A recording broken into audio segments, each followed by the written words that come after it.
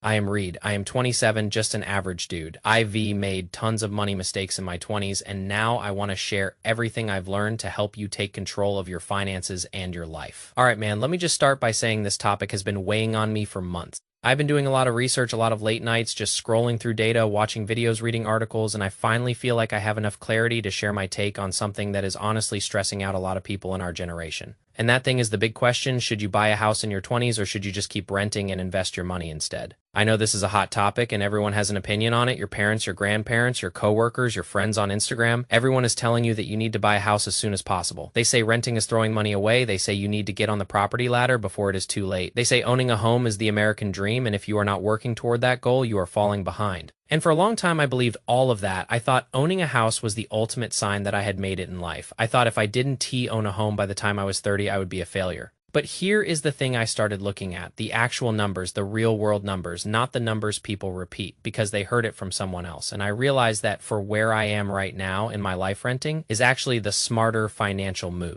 And I want to walk you through exactly why I've decided to stop chasing home ownership, at least for now, and why I think more people in their 20s should consider doing the same thing if the numbers don't work in their favor. Let me give you some background on my situation because context matters. I am 27 years old. I live with my parents right now, which I know a lot of people judge, but honestly, it has allowed me to get my finances together. I was not always good with money. In my early 20s, I was a total mess. I was spending money I did not have on things I did not need just to impress people I did not even like. I had credit card debt. I was living paycheck to paycheck. I had no savings, no investments, no plan for the future. I was basically just existing and hoping things would work out. And obviously they did not. So I hit a point where I realized I needed to change. I started learning about personal finance. I started reading books, watching videos, listening to podcasts. I paid off my debt, built an emergency fund, and started investing consistently. And now I am at a point where I have a stable job, I have some savings, I have investments, and I am thinking about my next move. And that next move might involve relocating to a different state for a promotion at work. So I have been thinking a lot about whether I should buy a house when I move or whether I should rent. And the more I ran the numbers, the more I realized that buying a house right now just does not make sense for me. And I think it might not make sense for a lot of other people in their 20s either. So let me break down the actual numbers because I think that is the most important part of this conversation. A lot of people make decisions based on emotion or societal pressure, but when you actually look at the math, the answer becomes much clearer. So let us say I move to this new state and I want to buy a starter home. In that area, a starter home costs about $400,000. And when I say starter home, I mean a very modest place.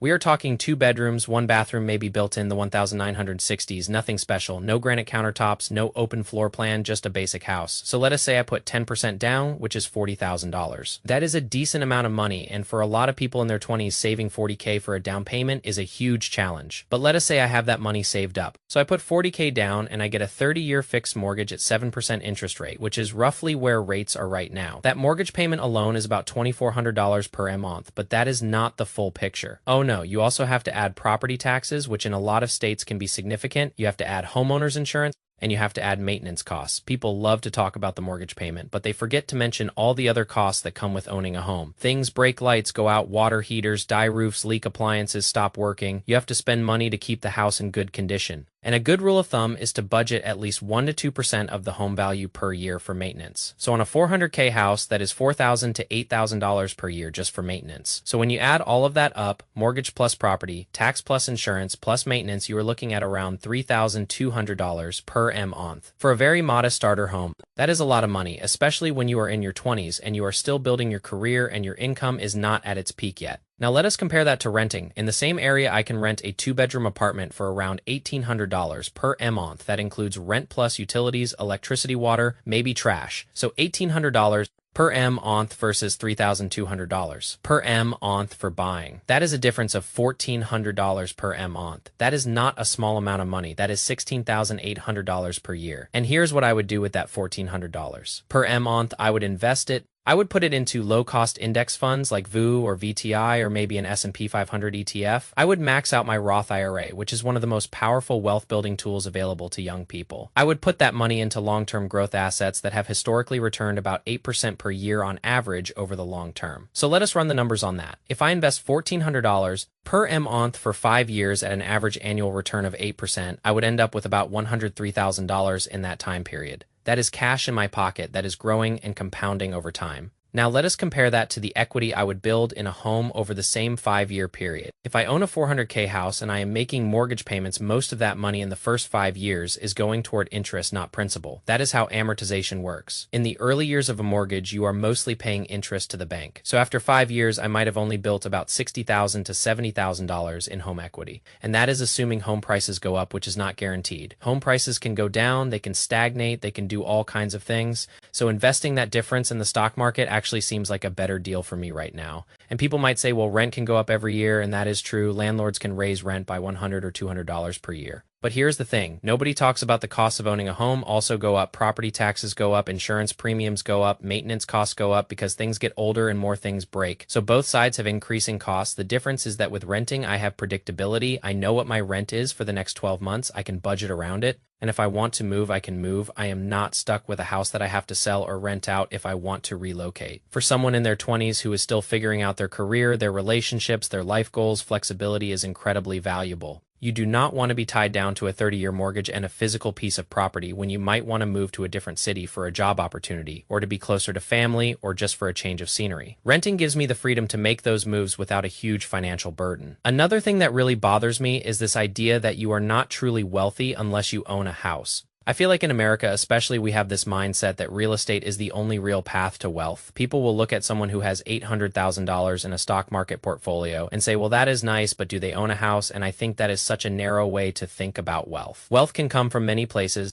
It can come from stock market returns, dividend portfolios, compound interest, business ownership, side hustles, and yes, real estate too. But real estate is not the only game in town, and for a lot of people in their 20s, putting all of their money into a single illiquid asset like a house is actually riskier than diversifying across a broad range of investments. If I put 40K down on a house and the housing market drops 20%, I just lost a huge chunk of my net worth and I still have to make mortgage payments every month. But if I have a diversified portfolio of stocks and bonds and cash, I can ride out market downturns much more easily. And honestly, I think there is also a social pressure aspect to this. When I tell people I am renting and investing instead of buying a house, some of them look at me like I am making a huge mistake. They say things like, you are throwing your money away, you are not building any equity, you are paying someone else's mortgage. But I have stopped letting that pressure get to me because I know my reasons are solid. I know I am making a decision based on data and logic, not just fear and social expectations. And I think more people need to give themselves permission to do what is right for their specific situation instead of just following the crowd. Let me also talk about the bigger picture here. The housing market in America right now is honestly kind of crazy. Home prices have gone up about 42% since 2020. Mortgage rates have more than doubled. And on top of that, big investors and big banks are buying up a huge number of starter homes, which makes it even harder for regular people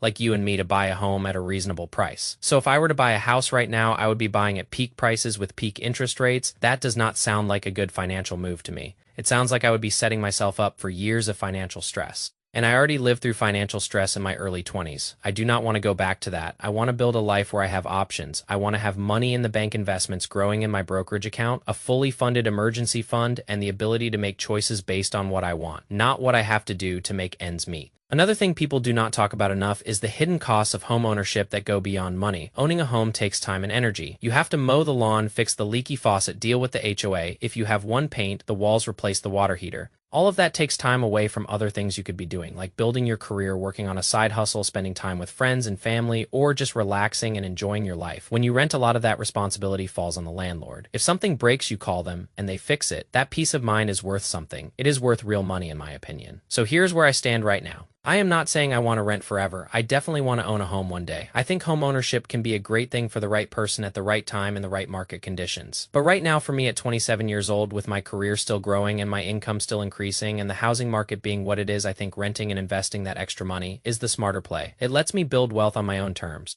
It lets me stay flexible and mobile. It lets me sleep at night knowing I am not over leveraged on a single asset. And honestly, I think a lot of people in their 20s would benefit from taking the same approach instead of rushing into home ownership just because society tells them they should. Look, I am not a financial advisor. I am just a regular guy who made a lot of mistakes with money and is trying to do better. I am sharing my personal opinion based on my research and my situation. You might disagree, and that is totally fine. In fact, I want to hear your thoughts. Are you renting or buying right now? Do you think I am making the right call or the wrong call? Drop a comment and let me know. If you found this video helpful, hit that like button and consider subscribing because I talk about this kind of stuff all the time. Money habits, investing mindset, building a life you actually want. My goal here is just to help people think differently about their finances and make decisions that are right for them. So thank you for watching. Take care of yourself and your money, and I will catch you in the next one. Peace.